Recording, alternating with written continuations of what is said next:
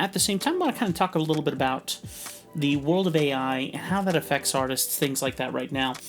I think, yes, while there are obviously a lot of ways that you can AI yourself an image, there's still not quite that exact level of excitement when it comes to a caricature being given to you. And so I still have some clients online.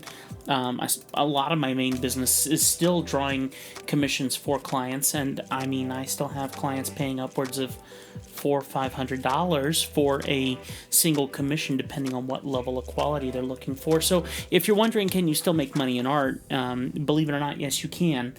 Where I'm finding more success right now is actually the world of events, going to events, and especially in my area of Montana.